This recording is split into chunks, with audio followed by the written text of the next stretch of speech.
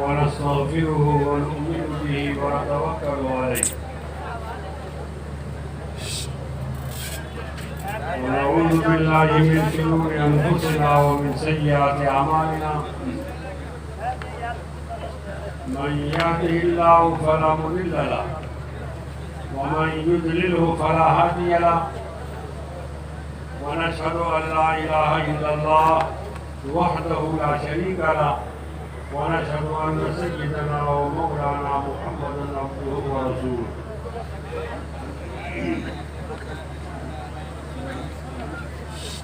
أما بعد فأعوذ بالله من الشيطان الرجيم بسم الله الرحمن الرحيم انفروا خفافا وثقالا وجاهدوا في سبيل الله بأموالكم وأنفسكم ذلكم خير لكم إن كنتم تعلمون لو كان عرضا قريبا وسفرا قاصدا لاتبعوه ولكن بعدت عليهم الشقة سيحلفون بالله إنهم لمعكم يهلكون أنفسهم والله يعلم إنهم لكاذبون صدق الله مولانا العظيم.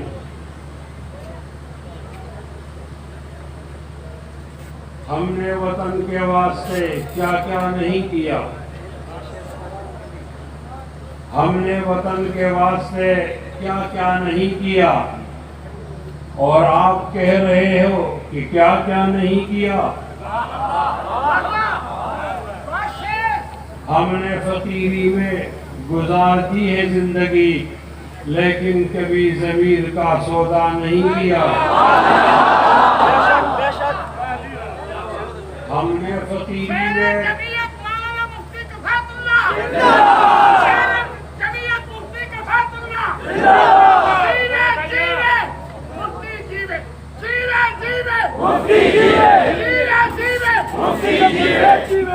ہم نے وطن کے واسطے کیا کیا نہیں کیا، اور آپ کہہ رہے ہو کہ کیا کیا نہیں کیا۔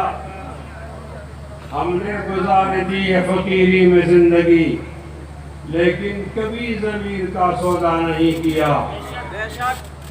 دل کو جلا کے دی ہے زمانے کو روشنی، جگنو پکڑ کے ہم نے اجالا نہیں کیا۔ دھوکہ وفا کی راہ میں کھائے ہم ضرور لیکن کسی کے ساتھ نے دھوکہ نہیں کیا۔ او میرے ہم نشیں چل کہیں اور چل، اس چمن میں ہمارا گزارا نہیں، بات پھولوں کی ہوتی تو سہ لیتے ہم، اب تو کانٹوں پہ بھی حق ہمارا نہیں۔ جب بھی اہل چمن کو ضرورت پڑی خون ہم نے دیا، گردنیں بھی کٹی، پھر بھی کہتے ہیں ہم سے یہ اہل چمن، یہ چمن ہے ہمارا تمہارا نہیں۔ ہاتھ میری تباہی میں انہی کا تھا جن کو اپنا سمجھتا رہا آج تک۔ غیر تو غیر ہیں، غیر سے کیا گلا، میرا غیروں کی جانب اشارہ نہیں۔ دل کو بہلاؤں کیسے شبِ ہجر میں، دل بہلنے کا کوئی سہارا نہیں۔ رات بھی ڈھل گئی چاند بھی چھپ گیا، رات بھی ڈھل گئی چاند بھی چھپ گیا، آسمان پہ بھی کوئی ستارہ نہیں۔ میرا ذوق نظر آزما لیجئے، گر ہو بجلی گرانا گرا لیجئے۔ میں بھی نکلا ہوں گھر سے یہی سوچ کر، یا تو نظریں نہیں یا نظارہ نہیں۔ ظالموں اپنی قسمت پہ نازا نہ ہو، دور بدلے گا یہ وقت کی بات ہے۔ وہ یقیناً سنے گا دعائیں میری، کیا تمہارا خدا ہے ہمارا نہیں۔ ان اللہ و ملائکتہ یصلون علی النبی یا ایھا الذین آمنوا صلوا علیہ وسلموا تسلیما۔ اللہم صل علی محمد وعلی آل محمد كما صليت على إبراهيم وعلى آل إبراهيم إنك حميد مجيد۔ اللهم بارك على محمد وعلى آل محمد كما باركت على إبراهيم وعلى آل إبراهيم إنك حميد مجيد سبحانك لا علم لنا إلا ما علمتنا إنك أنت العليم الحكيم. انتہائی قابل احترام حضرات علماء کرام، جناب مولانا اختر الرحمان عزیز صاحب، جناب حافظ عبدالوجود صاحب، حافظ معاویہ صاحب، برادر محترم جناب بلال میر صاحب، صوبہ سرحد سے تشریف لائے ہوئے عظیم علمی شخصیت جناب مولانا عبدالستار مروت صاحب، میرے ساتھ سفر میں ہم سفر جناب ملک شاہد صاحب، بہت سارے نام ہیں، اور انتہائی قابل احترام میرے بزرگوں اور دوستوں، السلام علیکم ورحمۃ اللہ وبرکاتہ۔ سب سے پہلے اس عظیم الشان کانفرنس کے انعقاد پر میں آپ کو خراج تحسین پیش کرتا ہوں، اور آپ نے جس والہانہ انداز سے استقبال کیا ہمارا، یہ دراصل ہمارا استقبال نہیں تھا، یہ عقید ختم نبوت کا استقبال تھا۔ میں اس وقت بھی آپ کو خراج تحسین پیش کرتا ہوں اور آپ کے لیے دعا کرتا ہوں کہ اللہ تعالیٰ آپ کی یہ شبانہ کوششیں، شبانہ روز، اللہ تعالیٰ آپ کے لیے نجات کا ذریعہ بنا۔ اس میں کوئی شک نہیں کہ پاکستان اللہ تعالیٰ کی بہت بڑی نعمت ہے، اور ہمیں اس کا احساس کب ہوتا ہے کہ جب ہم کسی بیرون ملک سے واپس آتے ہیں، یہاں آزادی کی نعمت کیسی ہے، مدارسوں کا جال کس طرح ہے، علماء کرام کس طرح کام کر رہے ہیں، تو بیساکھ کا اپنے ملک سے محبت کی ایک زبردست خواہش پیدا ہو جاتی ہے۔ انشاءاللہ پاکستان کی حفاظت کے لیے جمعیت علماء اسلام کا ایک ایک کارکن اپنی جان قربان کرنے سے دریغ نہیں کرے گا۔ لیکن میں جس انداز سے عرض کرنا چاہتا ہوں، میں جیل سے آیا ہوں، میرے لہجے میں تلخی ہوگی۔ میں 1 جنوری سے اپنے کرم فرماؤں کے نظر میں ہوں، اور میری ایک آنکھ کی بینائی ضائع ہو گئی ہے۔ مجھ سے نہ ہو سکے گا امیر شہر کا احترام، میری زبان کے واسطے تانے خرید لو۔ ہم نے ہمیشہ امن کی بات کی ہے اور ہمیشہ امن کی بات کریں گے۔ آپ مشتعل کرو گے، ناراض کرو گے، ہم ناراض نہیں ہوں گے۔ میں اپنا تعارف آج کرانا چاہتا ہوں زندہ داران لاہور کے سامنے۔ میں کون ہوں؟ میں وہ ہوں کہ میں نے ہندوستان کی آزادی کی تحریک میں حصہ لیا، اور میں نے ہندوستان کی تحریک میں واجبی برائے نام حصہ نہیں لیا۔ علماء شہید ہوئے، عام لوگوں کی تعداد 12 لاکھ ہے، تو اس میں علماء کی تعداد 3 لاکھ ہے۔ ایسا نہیں ہوا کہ کسی نے لوگوں کے بچوں کو بھیجا اور مولوی نے اپنا بچہ نہیں بھیجا۔ ہمارا تعارف مانگنا ہے تو آپ جا کر لندن کی لائبریری میں دیکھو کہ لندن کے باقی کون تھے۔ مجھے یہ نہ بتایا جائے کہ ایک آدمی نے خواب دیکھا اور دوسرے نے اٹھ کر پاکستان بنایا۔ یہ خوابوں کی دنیا نہیں، یہ حقیقت کی دنیا ہے۔ آپ میں سے کوئی آدمی دیکھتا ہے کہ دوست اس کے جیب میں 1 لاکھ روپے دیتا ہے، ڈالتا ہے خواب میں۔ آپ صبح سویرے اٹھ کر اپنے جیب کو ٹٹولو گے، پیسے نہیں ملیں گے آپ کو۔ کون سی تحریک ہے دنیا کی کہ وہ جیل، ہتھکڑی، پھانسی، سولی پہ چڑھنے کے بغیر مکمل ہوئی ہے؟ میں اپنے کرم فرماؤں کو، اپنے بڑوں کو بتا دینا چاہتا ہوں کہ اگر خون کی بنیاد پر ملک کی ملکیت تسلیم کرنی ہوگی تو یہ ملک میرا ہے۔ آپ کا خون نظر نہیں آیا، میرا خون نظر آیا۔ آپ جو بھی میرا نام رکھیں مجھے اس سے کوئی غرض نہیں، لیکن ہندوستان کی تحریک، آزادی کی تحریک مقدمہ بنی، بنیاد بنی تو پاکستان بنا۔ اگر ہمارے علماء، اکابر علماء دیوبند لوگوں کی یہ تربیت نہ کرتے آزادی کی اور لوگ غلام رہتے، ہندوستان کی تاریخ میں چلتی آزادی کی، تو پاکستان کی تاریخ نہیں چل سکتی تھی۔ اب پاکستان کس کا ہے؟ پاکستان اس کا ہے جس نے آزادی کی تاریخ لڑی ہے۔ پاکستان کس کا ہے؟ پاکستان اس کا ہے جس نے ریشمی رومال کی تاریخ چلائی ہے۔ پاکستان کس کا ہے؟ پاکستان اس کا ہے جس نے یاغستان کی لڑائی لڑی ہے۔ پاکستان کس کا ہے؟ پاکستان اس کا ہے جس نے بنگال کا جہاد کیا ہے۔ پاکستان کس کا ہے؟ پاکستان اس کا ہے جس نے امرتسر کی لڑائی لڑی ہے۔ پاکستان کس کا ہے؟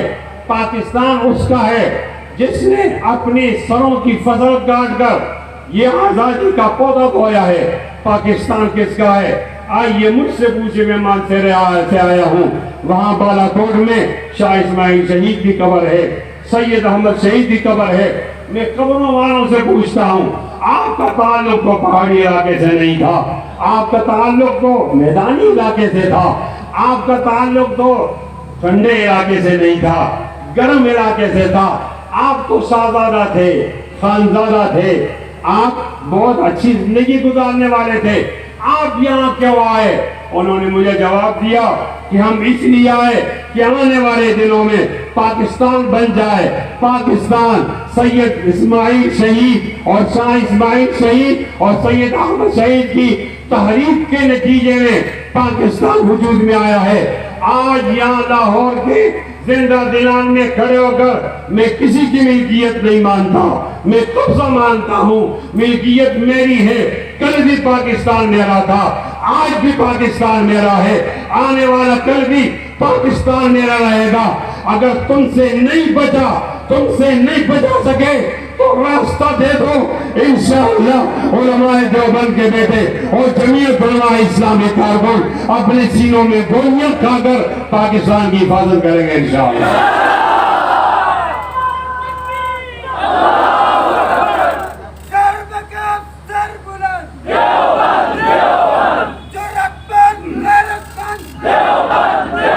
مجھے اہل انتظام نے روکا ہے، میں پابندیوں میں بات کر رہا ہوں، لیکن مجھے بتا دیا جائے کہ چم کے ساتھ ایک تحصیل تھی 1961 میں ایوب خان نے انڈیا کے حوالے کی،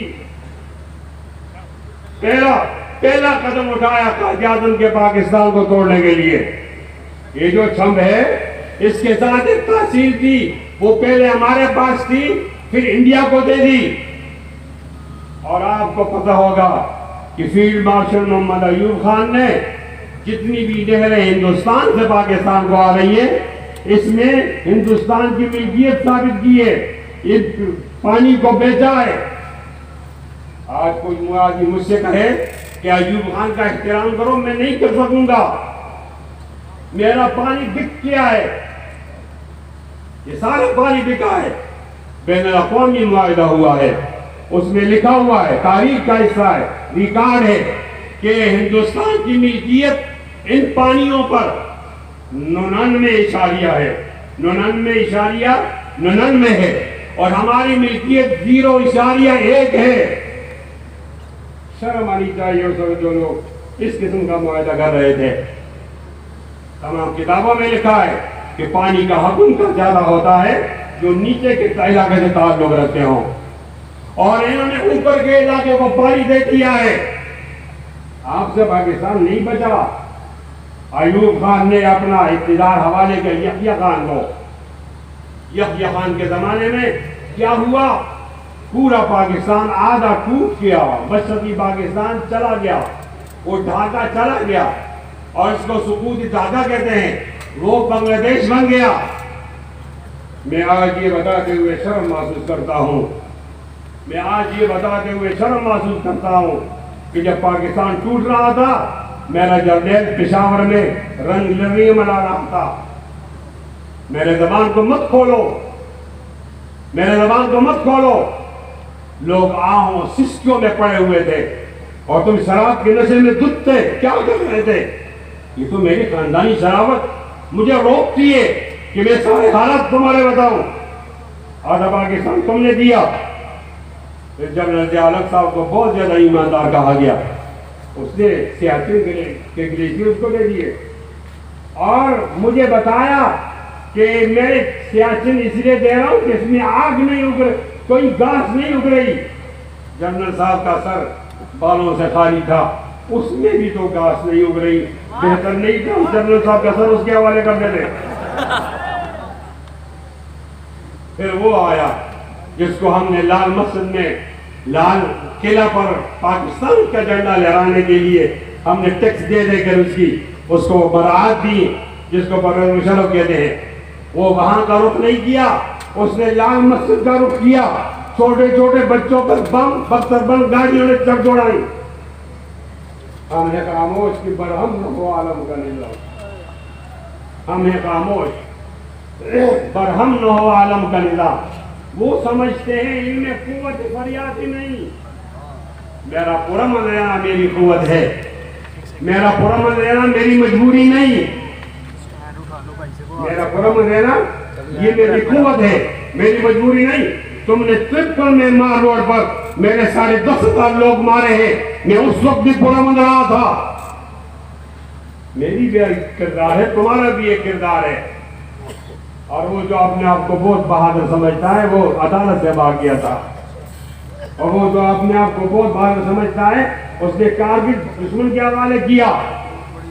میں سیاستدانوں کا دفاع اپنی نبوت کے اسٹیج پر نہیں کر سکوں گا, لیکن مجھے بتا دیا جائے کہ سیاستدان کے دور میں سیاچن بکا, کہ سیاستدان کے دور میں کارگل بکا, کہ سیاستدان کے دور میں میرا پانی بکا, کس سیاستدان کے دور میں شم کے ساتھ تاثیر ان دشمن کے حوالے کی, کس سیاستدان کے دور میں ملک ٹوٹا. مجھے 16 دسمبر کا وہ جو فراش واقعہ سامنے آتا ہے اور میں روتا ہوں, بہت زیادہ روتا ہوں کہ جب جنرل اروڑہ نے ہمارے جنرل نیازی سے کہا کہ آپ اسلحہ رکھو,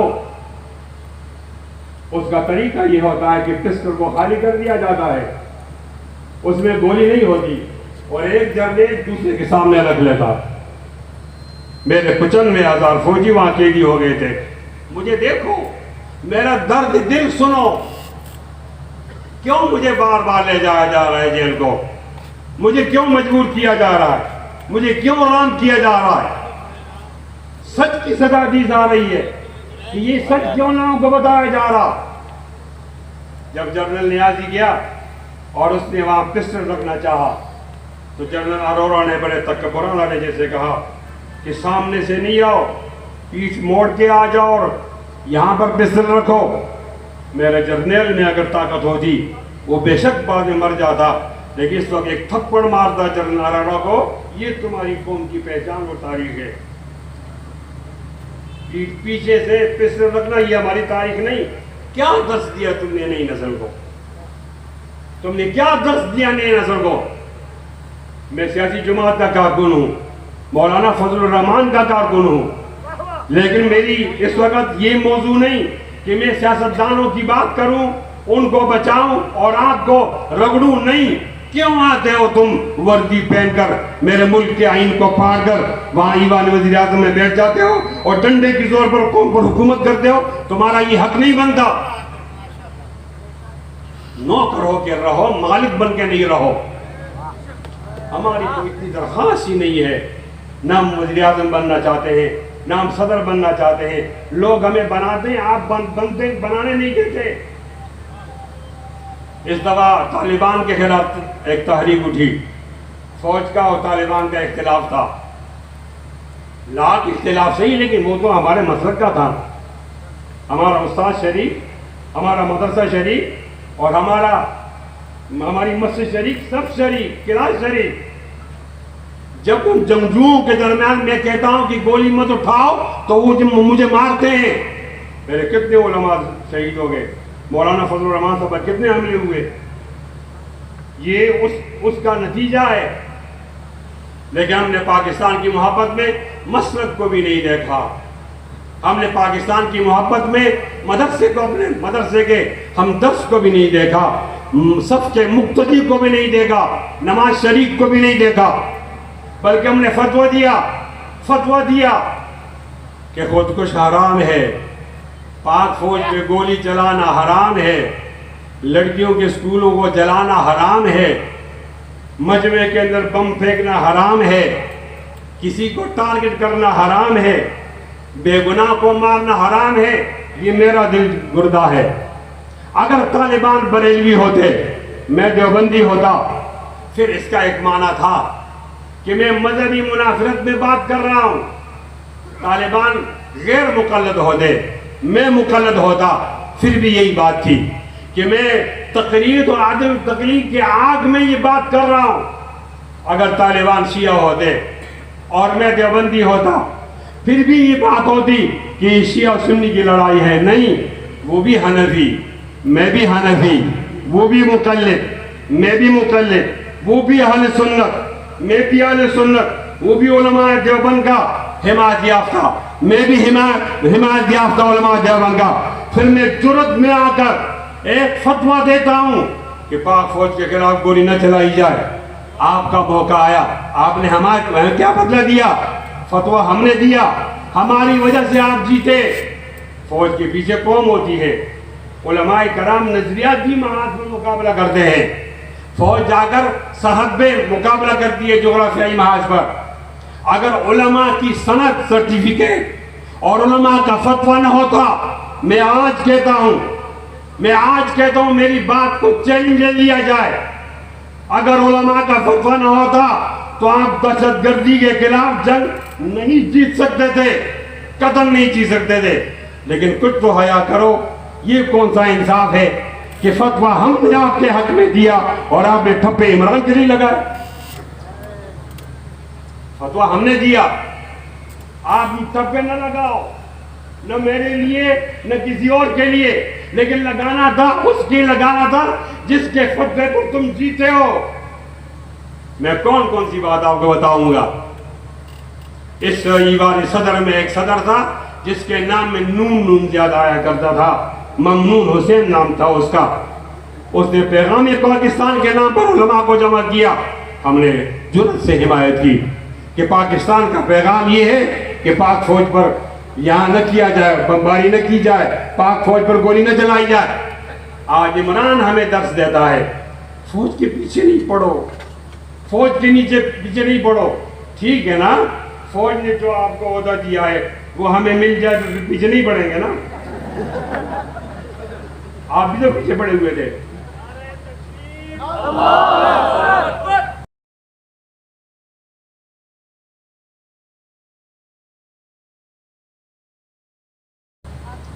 یہ اس لیے کیا جا رہا ہے کہ یہ ہمیں ایک نمبر کا شہری نہیں سمجھتے. اگر آپ کی داڑھی ہے، اگر آپ مذہبی ہیں، آپ کے سر پہ ٹوپی ہے اور پگڑی ہے اور آپ پاکستان کے حدود میں رہتے ہیں تو آپ 2 نمبر کے شہری ہیں، آپ 1 نمبر کے شہری نہیں ہیں. اگر میں 1 نمبر کا شہری ہوتا تو دہشت گردی کے خلاف جنگ کے بعد میں ایوانی صدر میں ہوتا، میں ایوانی وزیر اعظم میں ہوتا. میری قوت کو بھی کچلا گیا، مجھ سے فتویٰ بھی لیا گیا اور پوری اسٹیٹ میرے خلاف استعمال ہوئی، اس لیے کہ میں 1 نمبر کا شہری نہیں ہوں.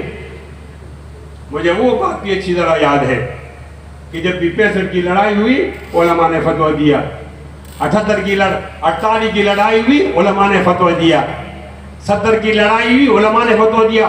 کون سے مقام پر علماء پیچھے رہے؟ ہم کون سے مقام پر مصلحت کا شکار ہوئے؟ پھر ہماری حب الوطنی کو شک کی نگاہ سے کیوں دیکھا جا رہا ہے؟ ہمیں 4 شیڈول میں کیوں ڈالا جا رہا ہے؟ ہمارے پاسپورٹ کیوں بلاک کیے جا رہے ہیں؟ ہماری شناختی کارڈ پر کیوں قدغن لگی جاتی ہے؟ ہمارے مدرسے کو شک کی نگاہ سے کیوں دیکھا جاتا ہے؟ یہ تو میری قربانی ہے. تاریخ آزادی میری وجہ سے، پاکستان کی خدمت میری وجہ سے. اور کرپشن کے حوالے سے کہتا ہوں، آج تک جتنے بھی آپ کے ادارے ہیں سب نے تحقیق کیے، ایک مولوی کرپٹ نہیں نکلا. جتنے بھی کرپٹ لوگ لگے تمہارے لوگ کرپٹ نکلے. ہم آپ سے زیادہ ایماندار اور آپ سے زیادہ محب وطن اور آپ سے زیادہ وطن کو بچانے والے، لیکن آپ ہمیں شکی نگاہ سے دیکھتے ہو، آپ کو اس کا جواب دینا ہوگا۔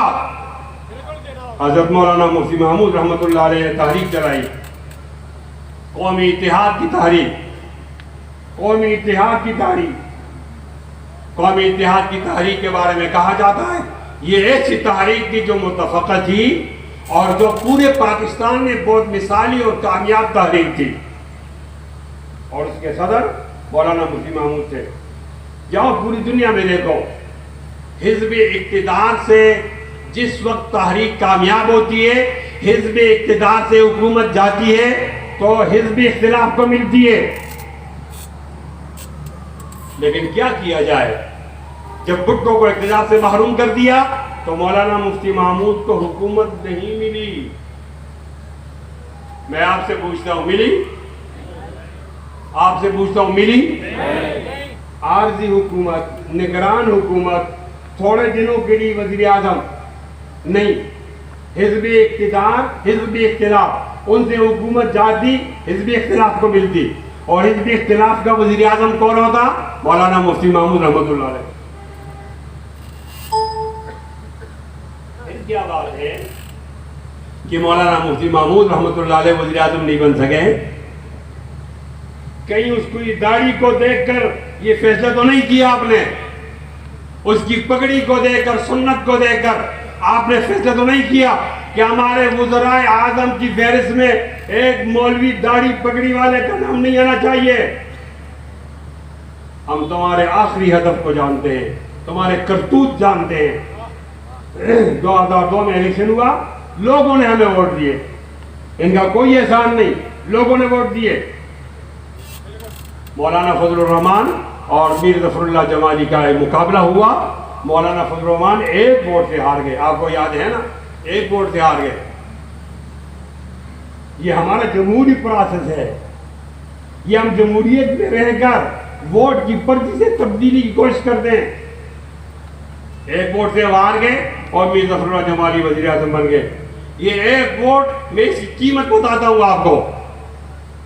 پہلے 57 یا 58 لوگ پیپلز پارٹی کے تھے، ان کو ڈرایا، ان کو دھمکایا، آپ نے پگڑی اور داڑھی والے کی حمایت نہیں کرنی، تو اعتزاز احسن کا بیان آیا کہ ہم مولانا فضل الرحمان کو بطور وزیر اعظم اس لیے قبول نہیں کر سکتے کہ ان کی داڑھی اور پگڑی ہے اور مغربی دنیا کو وہ قبول نہیں ہے۔ یہ عجیب بات ہے، ایران میں داڑھی اور پگڑی قبول ہے، افغانستان میں داڑھی اور پگڑی قبول ہے، پاکستان میں داڑھی اور پگڑی قبول نہیں۔ یہ 57-58 لوگ پیپلز پارٹی والے مولانا کے ساتھ تھے، ان کو ڈرایا، دھمکایا، الگ کیا، تو جا کے ایک ووٹ سے مولانا ہارا۔ اور فاٹا میں اس وقت 12 لوگ ہوتے تھے MNAs، وہ آزاد حیثیت سے جیتے تھے، سب کو بلا کر ڈرایا کہ اگر آپ نے جمالی کو ووٹ نہیں دیا، مولانا کو ووٹ دیا تو آپ کا یہ کریں گے، یہ کریں گے، یہ 12 ووٹ بھی 58 میں جمع کرو 60۔ اور پھر تمام آزاد لوگوں کو ڈرا کر، دھمکا کر، لالچ دے کر وہ جمالی کے ساتھ کرایا۔ میں بہت افسوس سے کہتا ہوں، بہت زیادہ، میرا بھائی، برادر محترم، شہید اسلام حضرت مولانا اعظم طارق صاحب کا ووٹ ہمیں نہیں ملا۔ وہ کون سی مجبوری تھی، ان کو بتایا ہوگا، آپ کے اتنے لوگ جیل میں ہیں، اتنے آپ کے اسیر ہیں، اتنے کال کوٹری میں ہیں، اتنے پھانسی ہوں گے، ہم سب چھڑائیں گے، آپ مولانا کو ووٹ نہ دو۔ اس نے تو اس نیت سے نہیں دیا ہوگا کہ میرے کارکن چھوٹ جائیں گے، لیکن تم نے پھر بھی دھوکہ کیا اس سے۔ یہ ایک ووٹ سے ہارنا، ایک ووٹ سے ہارنا نہیں تھا، یہ 60-68 ووٹوں سے مولانا جیت رہے تھے، اس کو ہرایا۔ آج مجھے بتا دیا جائے کہ مولانا صاحب کیوں وزیر اعظم کے لیے قابل قبول نہیں ہے، مولانا مفتی محمود کیوں قابل قبول نہیں تھے؟ آپ ہمیں 2 نمبر کے شہری سمجھتے ہو، 1 نمبر کا شہری نہیں سمجھتے۔ یاد رکھو، اس ملک میں اگر انقلاب آئے گا تو انہی ذریعے سے آئے گا جس کو داڑھی اور پگڑی والے کہتے ہو، اور انشاءاللہ ضرور آئے گا۔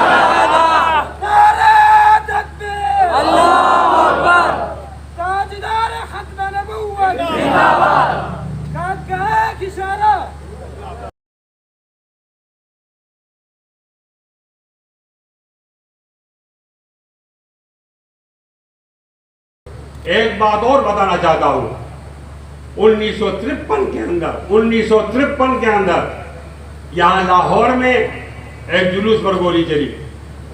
اس کی قیادت کر رہے تھے پیر مہر علی شاہ گولڈا والے اور سید عطا اللہ شاہ بخاری. تاریخ بتاتی ہے کہ ایک فوجی بھی زخمی نہیں ہوا، خراش بھی نہیں ہے. کیوں؟ ان کے پاس پتھر بھی نہیں تھا. غیر مسلح لوگوں پر آپ نے گولی چلائی، یہ کون سا جواز تھا؟ لال مسجد کے بچوں پہ آپ نے گولی چلائی، یہ کون سا جواز تھا؟ اور یہاں پر پنجاب میں عدالت سے لوگوں کو نکال کر باہر، جیل سے نکال کر باہر عدالت کے راستے میں، عدالت نہیں لے جایا گیا، ماورائے عدالت مارا گیا. پتہ نہیں انہوں نے کیا گناہ کیا تھا. اگر آپ نے ماورائے عدالت لوگوں کو مارنا ہے تو پھر آپ عدالت کیوں بناتے ہو؟ اور پھر مسنگ پرسن کے نام پر بھی آج 8,000 لوگ لاپتہ ہیں، پتہ نہیں ہے کہ وہ زندہ ہیں یا مردہ ہیں. جب اپنے ملک کے حکومت خانوں کے اندر میرے نوجوان لاپتہ ہوں گے تو مجھے شکایت ہوگی جناب، میں شکایت کروں گا. اب ان تمام مظالم کا بدلہ ایک انقلاب ہے.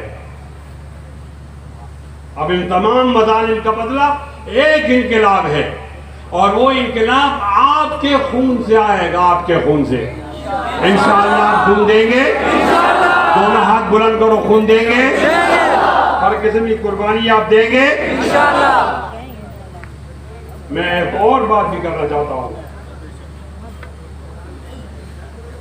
7 ستمبر کو جو جلسہ ہو رہا ہے، 7 ستمبر کو میران پاکستان پر انشاءاللہ جائیں گے نا؟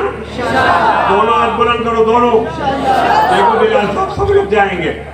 میں ایک اور بات بھی آپ سے عرض کرتا ہوں، قادیانی کوئی چیز نہیں ہے، قادیانی کوئی چیز نہیں ہے. یہ انگریزوں نے پودا لگایا ہوا ہے، اور انگریز کی اولاد آج کل اس کو پانی ڈال رہے ہیں.